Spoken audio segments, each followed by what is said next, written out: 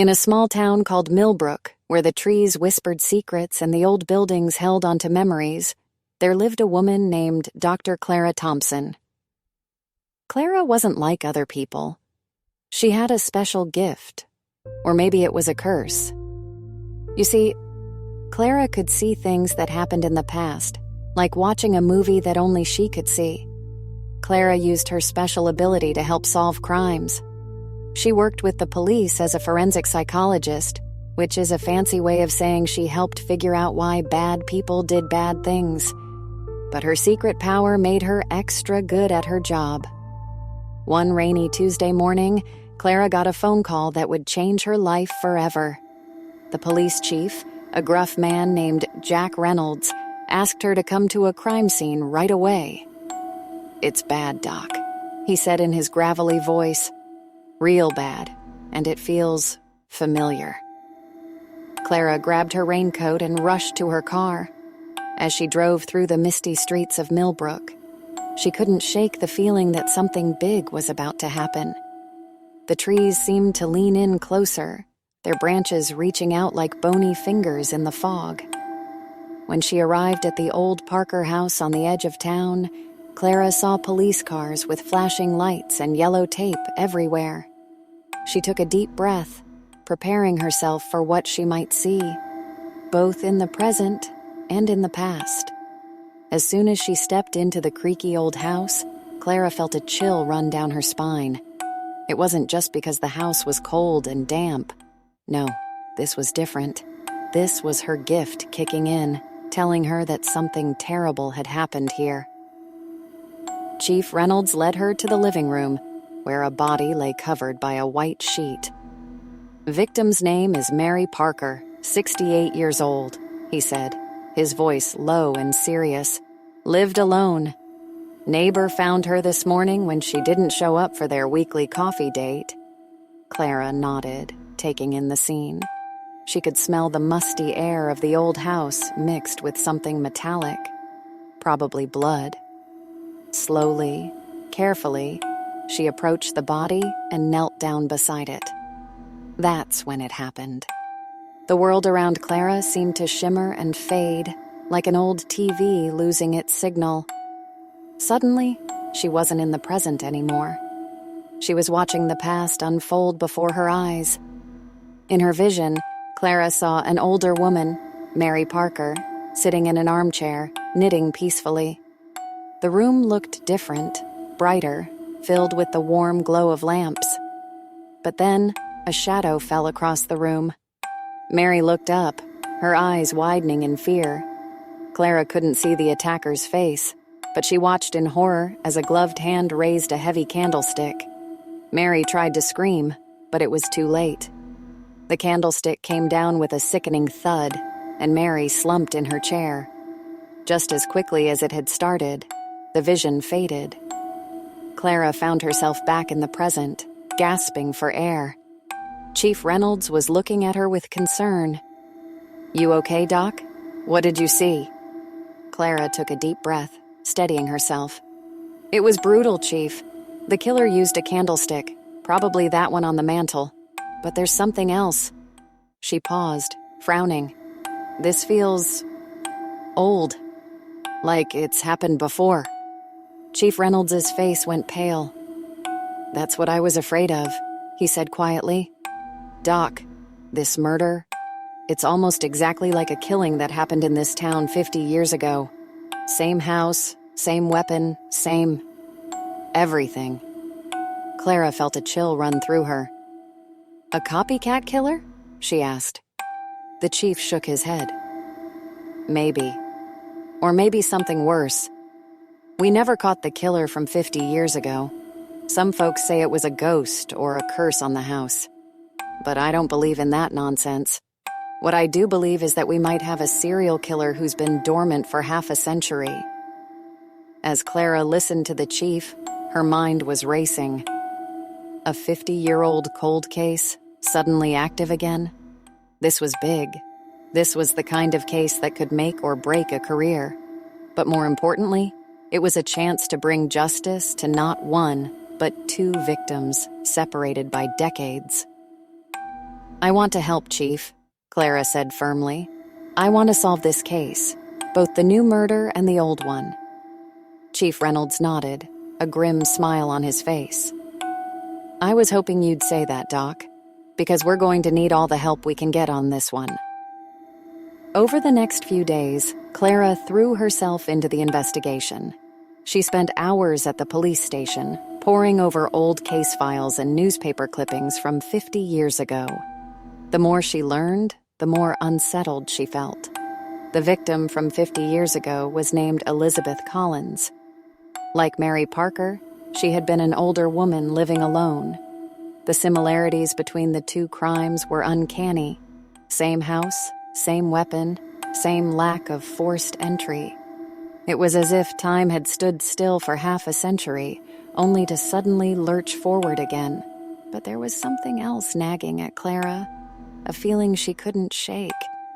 As she read through the witness statements from the original investigation, one name kept jumping out at her: Margaret Thompson. With a start, Clara realized why the name was so familiar. Margaret Thompson was her grandmother. Clara's hands shook as she read her grandmother's statement. Margaret had been friends with Elizabeth Collins and had discovered her body. She had been questioned extensively by the police, but was ultimately cleared of any involvement. That night, Clara couldn't sleep. She tossed and turned, her mind filled with questions. Why hadn't her grandmother ever mentioned this? Was it just too painful to talk about? Or was there something more sinister at play?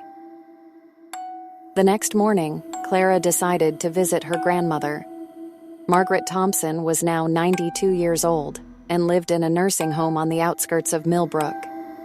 As Clara drove there, she tried to calm her racing thoughts. Surely there was a simple explanation for everything. When she arrived at Sunny Meadows nursing home, Clara found her grandmother sitting in the common room, working on a jigsaw puzzle. Margaret's hands shook slightly as she tried to fit the pieces together, but her eyes were as sharp as ever. "Clara, dear," Margaret exclaimed when she saw her granddaughter. "What a lovely surprise. Come, sit with me." Clara sat down across from her grandmother, trying to keep her voice casual. "Hi, Grandma. I've been working on an interesting case lately, and I was hoping you might be able to help me with some historical context." Margaret's hand stilled on the puzzle pieces. "Oh? What kind of case?" Taking a deep breath, Clara decided to be direct. "It's about a murder that happened 50 years ago. Elizabeth Collins. You knew her, didn't you?" The change in Margaret's demeanor was instant and startling. Her face went pale, and her hands began to tremble even more. "Elizabeth," she whispered. "Oh, my dear Elizabeth. I haven't heard that name in so long." Clara leaned forward, her heart pounding. "Grandma, what can you tell me about what happened?" For a long moment, Margaret was silent, staring off into the distance as if seeing something only she could see. When she finally spoke, her voice was barely above a whisper. "Elizabeth was my best friend," Margaret said. "We did everything together. Book club, gardening, afternoon tea. She was the kindest soul you'd ever meet." Margaret's eyes filled with tears.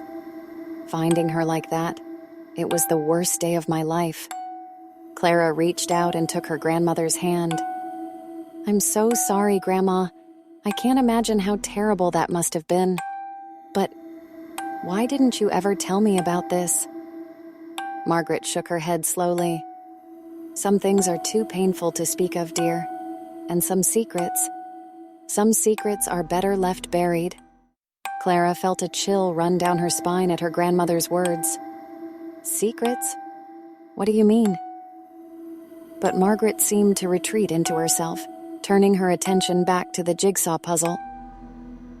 "I'm tired now, dear. Perhaps we can talk more another time." As Clara left the nursing home, her mind was whirling. Her grandmother clearly knew more than she was saying. But what? And why keep it secret all these years? Over the next few days, Clara threw herself into the investigation with renewed vigor. She re-interviewed witnesses from the original case who were still alive, pored over old evidence, and used her gift to see echoes of the past at both crime scenes. Slowly, a picture began to emerge. Both Elizabeth Collins and Mary Parker had been part of a tight-knit group of friends that included Clara's grandmother. They had called themselves the Millbrook Roses and had been inseparable in their youth. But as Clara dug deeper, she uncovered whispers of tension within the group, rumors of betrayals, of secrets kept, and promises broken. And at the center of it all was a man named Robert Blackwood. Blackwood had been a charming and wealthy businessman who had moved to Millbrook in the 1960s. He had quickly become involved with the Millbrook Roses, courting several of the women in turn. But then, just days before Elizabeth Collins was murdered, Blackwood had disappeared without a trace. Clara's pulse quickened as she made the connection. Could Blackwood have been the killer? Had he returned after 50 years to strike again? But if so, why? And what was the connection to her grandmother? As she pondered these questions, Clara received an urgent call from Chief Reynolds. "Doc, you need to get down to the station right away," he said, his voice tense. "We've got another body." Clara's heart sank as she rushed to the police station. Another murder? So soon after the last? This was escalating quickly. When she arrived, Chief Reynolds led her to the interrogation room. Through the one-way glass, Clara could see an elderly woman sitting at the table, her hands folded neatly in front of her. With a jolt, Clara recognized her as Dorothy Whelan, another member of the Millbrook Roses. "Dorothy called us this morning," Chief Reynolds explained grimly. "Says she killed Edith Foster, another one of their old friends.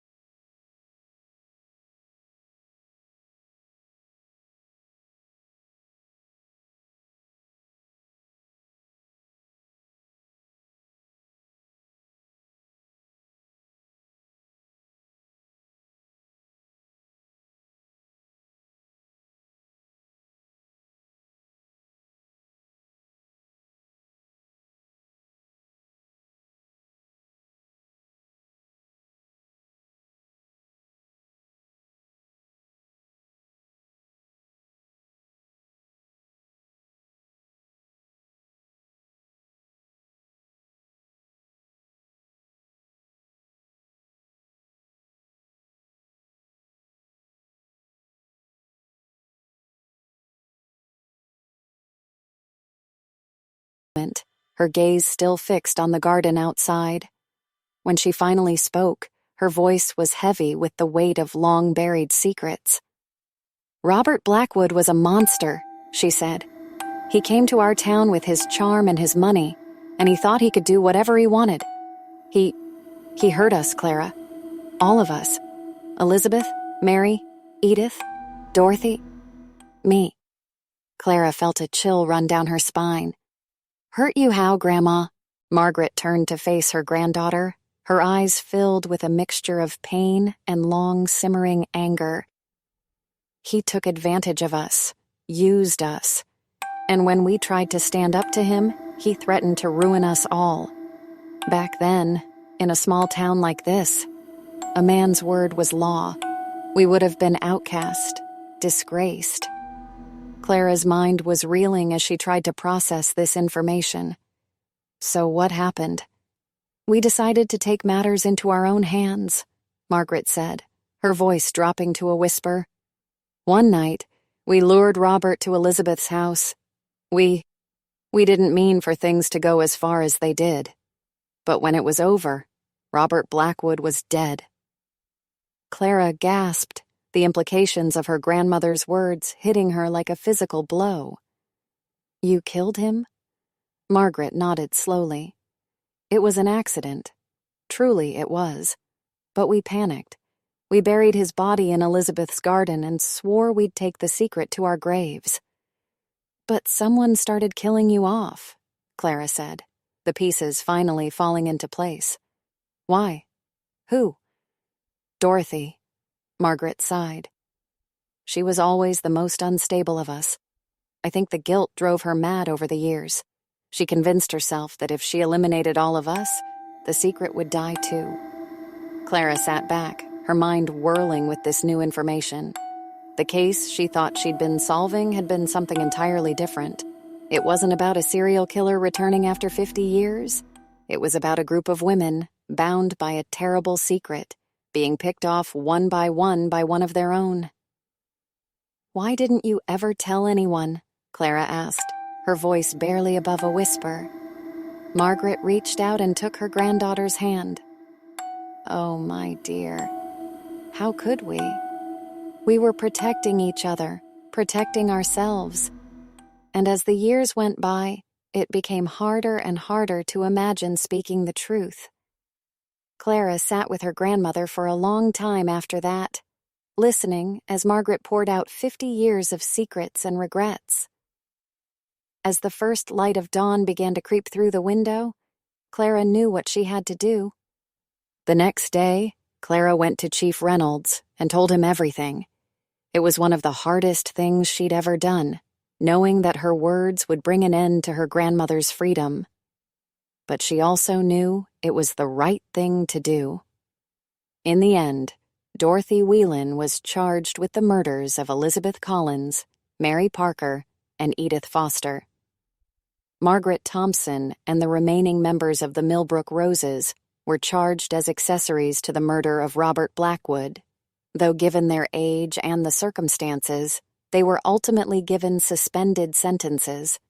As for Clara, she found herself changed by the experience. Her gift, her ability to see echoes of the past, had led her to uncover a truth that had been buried for half a century.